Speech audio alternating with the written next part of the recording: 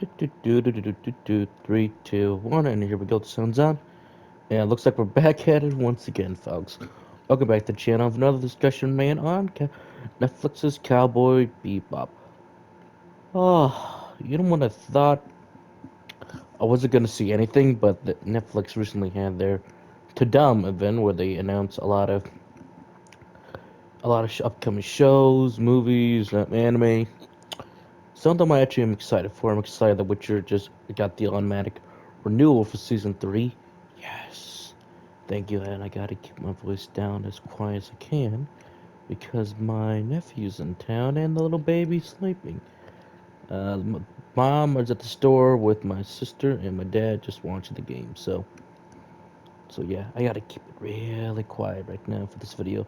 So I do apologize if I'm a little too quiet for the mic if it hasn't quite picking up quick yet. So here we go. Let's just talk about Cowboy Bebop right about now, since this is still the hottest topic of Netflix, and it's the one that's still it's gonna make or break the show. We do have a lot, but at the same time, there's still just so much that I'm like, this is so wrong. You're not gonna do it right because a lot of people are still mad of a lot of the changes and like direction that the show is taking.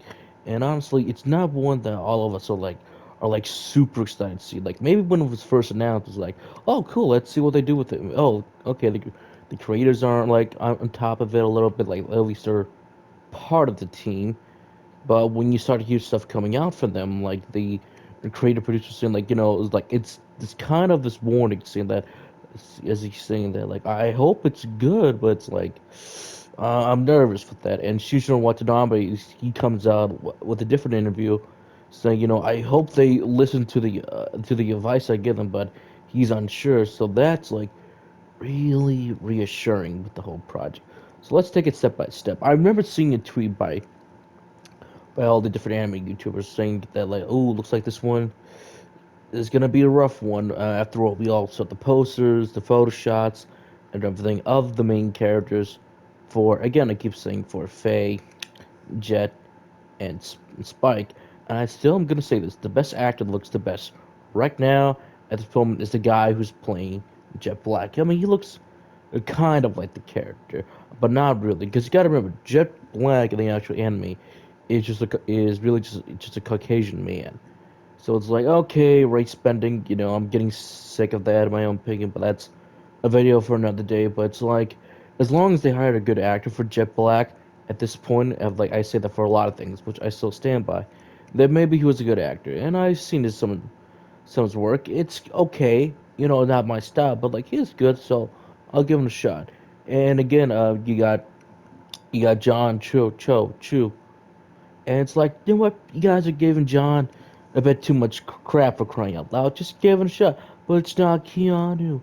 I know it's not Keanu. You're not gonna win a whole lot of things. Same thing for me with a lot of different shows and like projects that I watch. It's like, yeah, I rather for this actress to be in it because they already done the source material beforehand, or it's like they're known for it, so it's like still typecasting, but it's like at least they would have been a good choice because they got it within their system already, and it's like, yep, we've done the acting part for that already, so this should become easy to us, or we're trying something new within the same realm of the characters that we're playing on.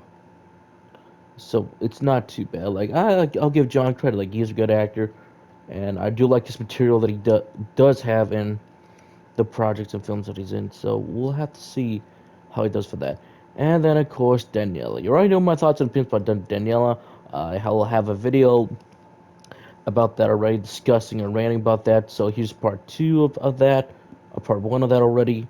So here's part two with everything else because now we do have more of the cast, more of the crew, and still like I'm still not buying the whole she can be Faye thing. Like it's like again, like I keep saying, this is why I'm glad, I didn't make a Fallout video, but now I'm doing the Fallout video right now to that. Everything that's come out of Faye Valentine right now, of this character, of the actress, I gotta say, way to just diss the fans. Way to tell the fans it's like, yeah, we couldn't find your 6 foot tall lady. Again, Faye's only 5'6", double D's, 32C, 32C cups. So, And technically, Daniela is only 5'5", so you're only like an inch off from Faye's actual height, and you look pretty. I mean, people are saying that. Don't get us wrong with that. Let me. What's that one Twitch streamer that keeps saying, "Don't get me wrong, these women are beautiful and they're making a living off YouTube." Let me do something like that. As like Daniela is a pretty lady. She's very pretty, very beautiful, very pretty. Sure, they made her nerdy for like Jurassic World, Fallen Kingdom, but when you look at some of her other stuff, yeah, she's pretty. She looks pretty cute and everything. I'm like, yeah, she looks cute. I'm like, take her home and everything. Mom and dad are gonna be saying, "You got a pretty good lady," or it's like, let's say if she have any. I don't think she has any siblings, but if you were like a sibling to her, or a relative, they might be saying, "Dang, son, your cousin or niece looks very pretty." Dang, son. I mean, I kind of got that with my buddies in high school, even middle school, when they saw my older sister for the band recitals and everything. They were like, "Dang, son, every time I see your sister. She looks very pretty." It's the G rated. Like they're telling me that like your sister's very pretty, or like or she's like very beautiful. And it's like, yeah, Katie is my sister is very beautiful and everything. And yeah, I get those talks from the guys. That's about it. But as all them being buddies and like, wow, your sister's very pretty and everything. I'm like, yeah, I know she. It's like, yeah, I know you guys give me all the compliments all the time about her. And like that's about it. That's as far as it gets to. But when it comes down to Daniela and her attitude towards everything, it's like way to insult the fans, way to insult the people who cosplay as Faye. And it's like, so wait a second, do the double take. So she admitted in her Instagram video that she still has up there, I still believe, the last time I checked them. And it's like, so wait a second. So you're telling me the costume designer, like everyone who's on Cowboy Bebop, they legit made the outfit. They legit made it, and it's like it didn't work. Okay, like I said in part one of my video on that, I said that's fine, that's okay. It still would have been cool to see her in the actual outfit. But like I keep saying, would that work? Would that officially have worked?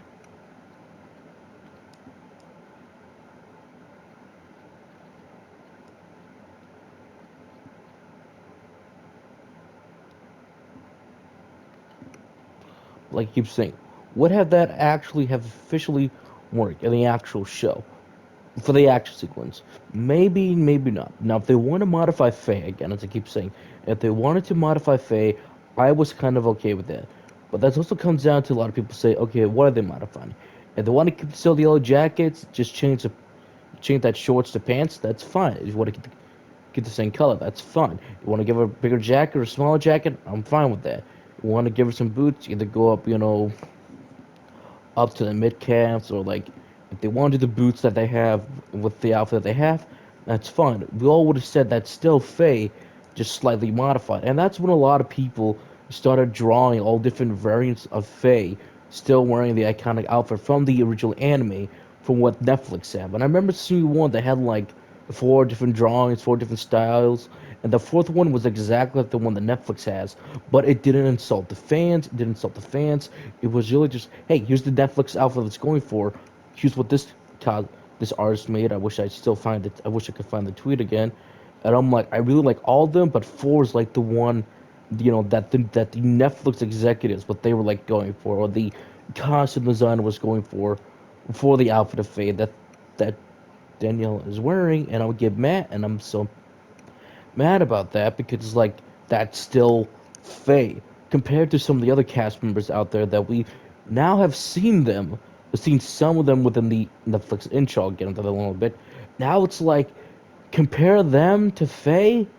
It looks like Faye's the only one that may or may not work in the show. But then again, that's one thing that a lot of people will say later down the line. Now I keep saying this, so let's keep now I've said this for the intro because Netflix for Tandem event, they have shown off finally they have shown off the intro for Cowboy Bebop for their show, and it's still the same intro. Combining live action with some of the animation from an animation studio, and it kind of looks okay. Looks pretty okay. Now, is it exactly one for one shot? There's a side by side comparison where you can do it on YouTube and do it side by side, so it still has Cowboy Bebop vibe. A few things are missing. One is some of the kinetic energy, or shall we say, the poses the cast members are doing. In the original anime intro, they did poses in a style that fits the character. And this one, it feels like they're still doing that way, but it doesn't feel like they're doing it to fit the character. It's like we can still do that, but it doesn't come off authentic or it feels in a way realistic. It's still a fine intro, but I kind of wish it had some more variety. And that's with the stuff that they keep on extending. First of all, they added all of the villains in the intro, and I think some of them look pretty good for some of the actors and actresses that are portraying them. And you do get some of them, you do get them. So I'm like, hell yeah, they're showing off the villains. Some of the villains look pretty cool. Again, I have to go on and rewatch Cowboy Bebop to prepare myself for this because I'm like, it's been a while since I watched it. And you do see some of the iconic villains out there, like for ones that you will see in the show. So it's like, again, we're getting there. Again, as I see that, like, you're getting there. You're doing something that is actually good, yet you're screwing it up all the time with some of these weird ass decisions that you're making. Like, one of them is still Faye. I still do not like that design. The design for Faye is just ugly. It is awful. It looks harder to move in than what the actual outfit for Faye actually wears. So I still have to say that is still not the best move to keep coming out and keep on insulting your fans, Daniela. Keep insulting the fans. All these news articles that keep on writing, all these comments saying, "Oh, she's so stunning. She's so brave for coming out against them." What is stunning and brave of coming out and insulting the fan base? It's like you don't even care about the actual source material. And I will, for crying out loud, will continue to say this. At least John Cho has come out and be like, I didn't watch usual anime, but I am prepping myself for the show. I am doing it. And I know people say there's some conflicting things. It's like, there's a few different articles, but he's saying one of them admits to, okay, yeah, sure, he didn't watch the original anime show back in the day, but he is watching to prep himself. Kind of like Michael Fassbender, who's like, I didn't play an Assassin's Creed game, but I did play one game to get myself ready for the movie. I'm like, thank you. That's pretty awesome. That's still enough for me to say, all right, so you are playing the game. You didn't play them all of them like I have when the movie came out by 20th Century Fox, and it's like, that's fine. I have one actor do that, and I remember yeah, it was the female lead actress who was in the movie. She said that I didn't play the games, which I felt like, oh, that's a little disappointing for me, but it would have been awesome if she did because there's some really cool females for the assassins that she would definitely be like, okay, that's pretty cool. I should play the games. But for some odd reason, it's like, hey guys, it's okay. One actress not playing our games is not gonna make it or break the movie. The movie was all right. It could have been a bit longer. I wish there was more time with the actual ancestors being in within the actual present day timeline. But it's like when a movie like this compared to a game, it's like yeah, you kind of want to say, at least in my opinion, you kind of be within the modern day setting because being within the ancestors is fine and all, but then you also forget that oh yeah, that's right, I have this modern day timeline going on within the game that seems to be coming and going with each and every entry. Because some games do remember the modern day timelines, others forget that oh yeah, we have this modern day timeline event that's going on that people keep on forgetting about from time to time.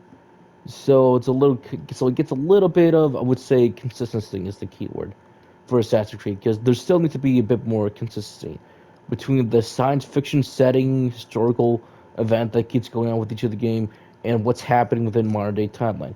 I mean, for crying out loud, for Valhalla, we had like the end of the world timeline again happening, but it's like it's really not until you get to the end of the game that's like, okay, now it does matter at the end because we got now things are coming again.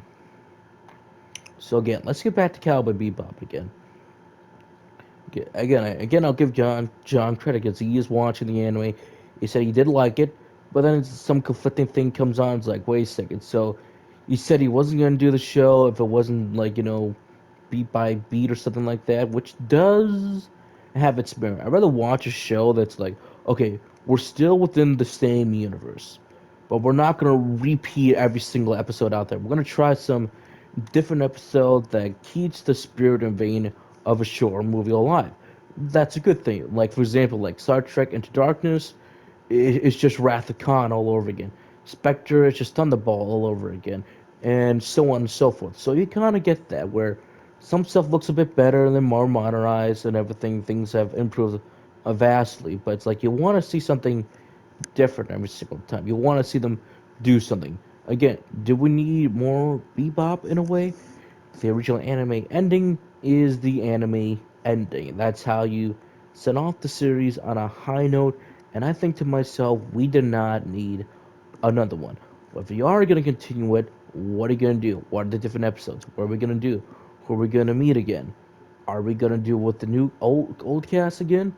Kind of like how the Cowboy Bebop movie is after all those years ago, we got the movie, and the movie felt like a episode break from what you watch for the anime. You can stop at any time in the anime and watch this movie, which is absolutely amazing to see. So kind of like that, or we're gonna get a different Bebop crew. Now I would prefer a different Bebop crew. If they would have said this is a completely different Bebop crew, not Spike, Jet, Black, Ein, I would have been fine with that. I wouldn't have been fine with like all the different casting that they're just gonna meet some of the villains from the over the years and with the new ones. I would have been fine, but since this is Spike, Faye, Jet, Ein, Ed, yes, things are gonna get more controversial. Things are gonna have some much more hot ass, heat ass take because here we go again. If we're gonna do this, I'm just gonna go watch the original anime. Cause that's what a lot of people keep saying. If this ends up being a disaster, Dead on Arrival, it's not technically speaking gonna be a 100%. It's gonna be Dead on Arrival. There's still gonna be plenty of us. I keep saying that a lot. There's gonna be plenty of us out there. It's gonna be like, all right, let's just watch the first two episodes and see how it goes. If you can't get past episode one, you're probably gonna drop it. At most, a lot of people. And again, people keep saying it's Dead on Arrival. You gotta remember the actual Dead on Arrival is like there's no marketing in there. You know, there's no faith in it, or it's like, oh yeah, that's right, this is dropping out this time around. Netflix is definitely promoting this a whole lot, or at least they will be when we get into October, November, because they're still gonna get a lot of people talking about it. I mean, the example people do use is this, is like the one adult graphic novel that should have been Dead on Arrival was actually not Dead on Arrival was I am not Starfire. Now, granted, that was a lot of us talking about it. Every single one of us kept talking about I am not Starfire, how trash the art look, and how the story just looks complete garbage and everything. Now, I could take something that the art style looks trash, but the story is actually interesting. However, there was a lot of us that kept talking about it, like kind of want to shut up about it, and then it's like, oh yeah, DC made some money. It was like, oh look at that, it's top seven, but not really. It still didn't break anything. It didn't break any new ground or anything, but it still made money because we still kept talking about it when we wouldn't shut up about it. So there's that. But that can go both ways. You know, this is definitely going to get a crowd of people to watch it. There's definitely going to be some of us that will say, you know, it wasn't all that bad. It could be script, the casting choices can be weird. Again, this casting choice is a whole lot of weird, and the costume designs they don't look as good. And like some of them do look good, but it's like, again, it's I think it's kind of how like some of the actors look. Again, people keep wanting Keanu Reeves as Spike. I fucking get that. I absolutely 100% get it that we all don't have our boy Keanu Reeves as Spike Spiegel, which I am definitely sad about that. But you know, like maybe Keanu's gonna want to be like, hey, it wasn't all that bad, because you know he is working with Netflix right now with this anime and live action series of his comic book. But then again, Keanu is again a big fan of Cowboy Bebop. He absolutely loves it, and he has stated in interviews that if they were to do a live action Cowboy Bebop, that's what he wanted to do. If he wanted to do a live action anime, he said he would do Cowboy Bebop, and everyone understands and agrees with that. He loves the anime, he loves the source material, and he would definitely do it. He said, kind of do it for free. I'm not 100% sure on that, but I think it's like his agency and the people who are going to work with him saying, you can't do this for free, man. You're going to have to take a paycheck, or he could reduce it. Like, he's been one of those actors that's like, if they want another one, like, there's a movie that, God, what movie was it again? It was him and Al Pacino. They co-star in the same movie together, but the studio really couldn't afford Al Pacino. They could only afford Keanu, and then Keanu, like big-hearted man he is, he said, "You know what? Let me reduce my paycheck. Let me reduce my paycheck so you guys could like get Al Pacino." And I thought that was pretty cool. I thought that was pretty nice of Keanu to take a reduced paycheck and be like, "Yeah, it's to say, yeah, if you guys want Al Pacino, let me reduce my paycheck so you guys can get him." And it was a pretty good movie for the most part. So there's all of that going with it. Now there's like Mason Alexander Park. He came out with was it a video or whatnot on Granite. It's like, uh, I do not like Mason Alexander Park as an actor because he's not very good at acting. But I'm like, prove me wrong, Mason. If you can prove me wrong that you are a good actor, is it your chance or with Sandman? Because it's either this or Sandman, and you have to prove me big time that you can actually, act in this. Because that's my whole point with Mason. He's not my favorite actor to look forward to, and every time I see him in something, it's like, oh god, it's Mason again. And I still don't know why. Now, granted, I'm not here to focus on someone's preference. That's not me. I don't make a video about that. I think that's dumb. I think that's stupid. Let's focus on their acting ability. And Mason, not a good choice. And it's like, guys, do you remember that Gren is really supposed to be a guy who got a lot of drug experience on him in jail, and that's why his body changed a little. Well, the body didn't change completely too much. He just was on a whole lot of drugs. That's about it. And that's about it. But it's like, God, don't screw up Grand. And I have not watched the video in its entirety, and it looks like, but what I can see, people aren't going to be too happy with Grand, which I figured was going to be the case with Grand. And there's one more character, very, very important character, that we have yet to see yet from Bebop, and that is Ain herself. Ain is a girl. I believe Shinichiro Watanabe has stated something else about Ain as well. No, not Ain. Ed. Ed. There we go. Edward. Ed. Ed the third. I know Ed's got a long ass name, but it's like, oh god, that's right, Ed. We still have yet to see Ed. This is gonna be do or die with Ed, really. I have no idea what they're gonna do with Ed. Maybe Ed's gonna be within the season. We're just not gonna see Ed quite yet until a certain point. That could be like episode 5, episode 4. There could be episode 7, 6, 8. It could be episode 9 until you see Ed, which does not sound the best if because you gotta wait like till 9 episodes just to see one of the OG mains that was in the original intro and part of all the mark material for Cowboy Bebop back in the day. That's gonna be really sad and disappointing. No, we know they're not gonna cast a redhead because for some odd reason that's the trend lately in Hollywood. Don't cast a redhead anymore, or you have the actor wear a red wig now, apparently. But it's like, I don't know why. But again, you got to remember that Daniel Craig has even come out and said that there should be very much an equal opportunity for everyone. In English, there should be a chance for someone like me, who is a Hispanic person from Central America, to be like, yeah, just write a new character. Don't make me the new James Bond. Don't make me the next 007 agent. Why don't you create a character that people could like and grow up to, how you're writing the character? I mean, like, it's the truth.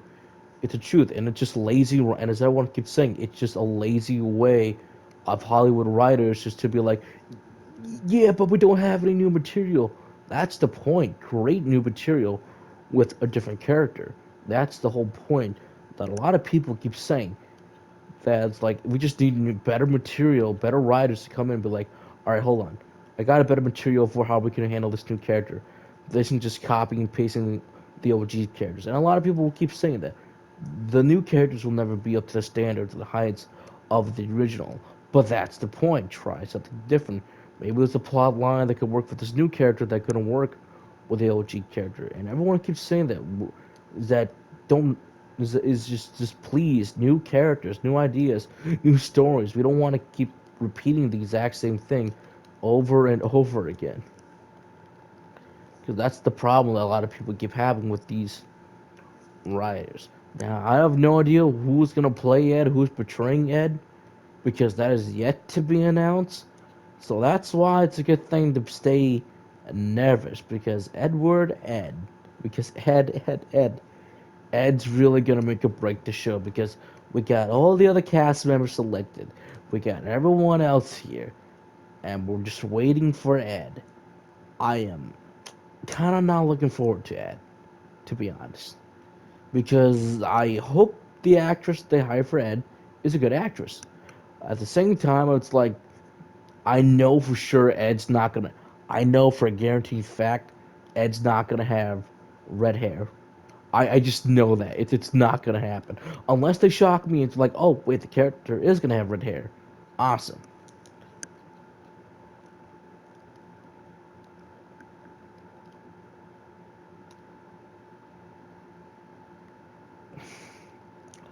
But I know that shit's never gonna happen. But for my honest opinions, final, if I want to take my final say for Cowboy Bebop on Netflix is this: I will definitely still be watching. I'll definitely give my impressions later with the rest of the council weeps. At the same time, it's just this big, huge. You gonna carry that weight, Netflix? You gonna carry that weight? It's definitely gonna be tough. It's a massive show that's climbing a fucking mountain. And it's a very beautiful show. It's aged very well, very beautifully. And I gotta say, if you still have yet to watch the original, I say go ahead and watch the original before you watch the Netflix adaptation. If you're gonna watch the Netflix adaptation first, that's fine and everything. But they also keep saying that it's gonna be canon to the original anime, so that means in the canon, Spike dies at the end of the original anime episode, real folks blue parts 2, where he closes his fake eye after getting out there, being his arch nemesis.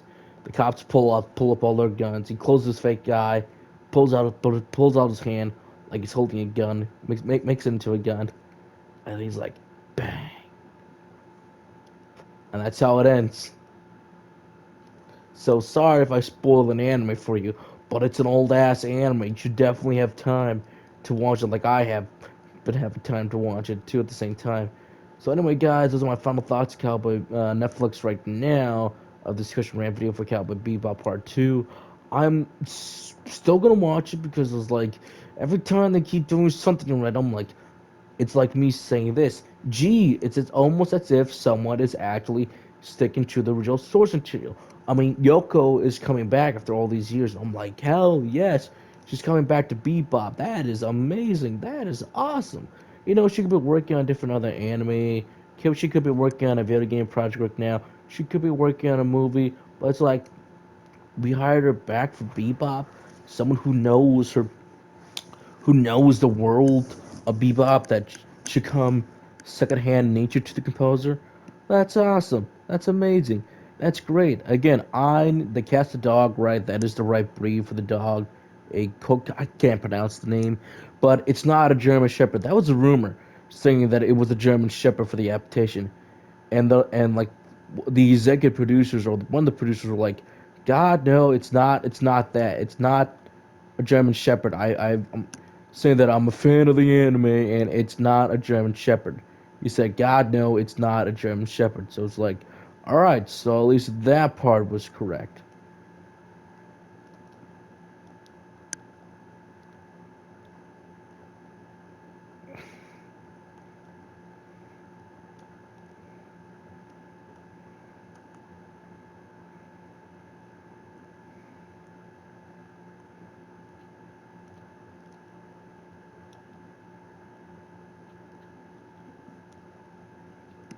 Part to say the least, but there's still a lot of problems with Netflix, and they have a long ways to go to get this going. And for crying out loud, I really hate it when they always keep saying that oh wait, it's gonna have this. Like you're missing the whole point of the original property because the original premise of Bebop is that like yeah, it's very depressing.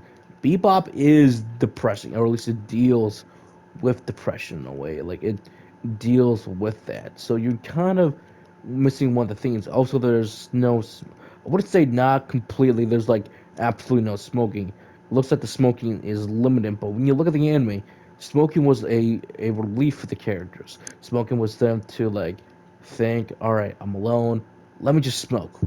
Relax for a bit. Yeah, smoking's bad for you and everything, but when you miss the point of the whole why characters smoke in the fucking anime, that says something a lot about what the heck is going on. And again, I don't know. These are just like they just want to cause let's build up the tension because we don't know how to market our show and everything. Because you gotta still remember, we still gotta get through Yu Yu Hakusho, which that's more of a Japanese American adaptation. So it'll be like a joint operation, and we still gotta get through One Piece. Oh God, One Piece.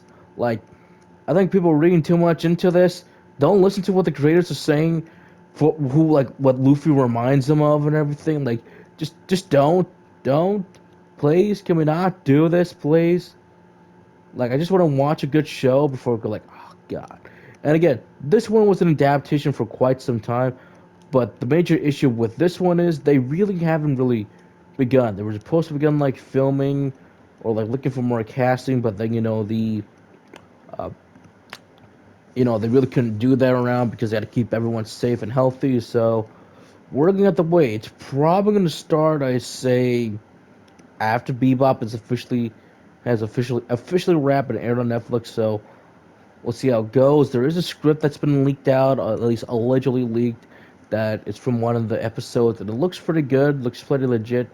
I know they got a script done, or at least they showed off like one of the pilot episodes, and everyone's going like, okay, cool, One Piece is coming. But one of the issues they have, like, wait a second, it's not supposed to be in like an actual skeleton pirate with the straw hat on it. It's supposed to be a drawing of a skull. Yeah, skull. It's supposed to be a real skull and everything.